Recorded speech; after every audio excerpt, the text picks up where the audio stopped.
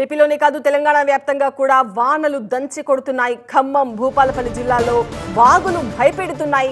ఆసిఫాబాద్ జిల్లా కాగజ్ నగర్ లో కుండపోతగా వర్షం కురుస్తోంది. కాగజ్ నగర్ లో ద్వారకా నగర్ కాలనీ నీట మునిగే పరిస్థితి కనిపిస్తోంది.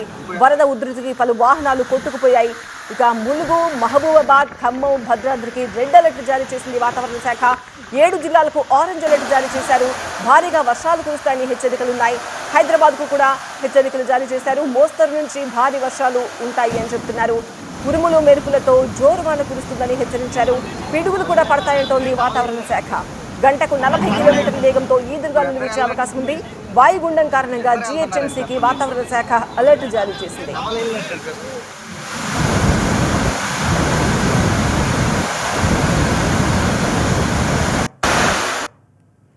భద్రాద్రి కొత్తగూడెం జిల్లా అశ్వారావుపేటలో భారీ వర్షాలు కురుస్తున్నాయి.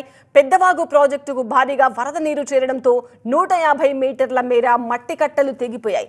దీంతో వరద నీరు మొత్తం బయటకు వెళ్ళిపోవడంతో రిజర్వాయర్ ఖాళీ అయిపోయింది. వరద ఉధృతికి పలు చోట్ల రోడ్లు తెగిపోగా పంట పొలాలు నీట మునిగాయి. జిల్లా కలెక్టర్ జితేష్ పాటిల్ తో పాటు ఎస్పీ రోహిత్ రాజ్, అశ్వారావుపేట ఎమ్మెల్యే ఆదినారాయణ ప్రాజెక్టును పరిశీలించారు.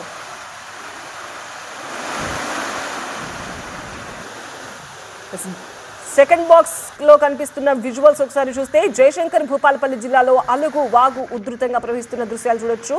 అయితే గుండ్రాత్పల్లి దగ్గర వరద ప్రవాహానికి బులోరో వాహనం కొట్టుకుపోయింది. గమనించి ఆ డ్రైవర్ ను కాపాడారు స్థానికులు. ఆ వాహనం విజువల్స్ మనం సెకండ్ బాక్స్ లో చూస్తున్నాం. థర్డ్ బాక్స్ డీటెయిల్స్ ఒకసారి చూస్తే నిర్మల్ జిల్లా భైంసాలో గడ్డన్న వాగుకు వరద నీరు పోటెత్తుతున్న దృశ్యాలవి. ప్రస్తుతం నీటి మట్టం 355.80 మీటర్లకు చేరుకుంది. అండ్ ఫోర్త్ బాక్స్ లో కనిపిస్తున్న విజువల్స్ డీటెయిల్స్ చూస్తే భారీ వర్షాలకు ఖమ్మం జిల్లా సత్తుపల్లి సింగరేణిలో బొగ్గు ఉత్పత్తి నిలిచిపోయింది. నిన్న రాత్రి 30 మిల్లీమీటర్ల వర్షపాతం నమోదైంది.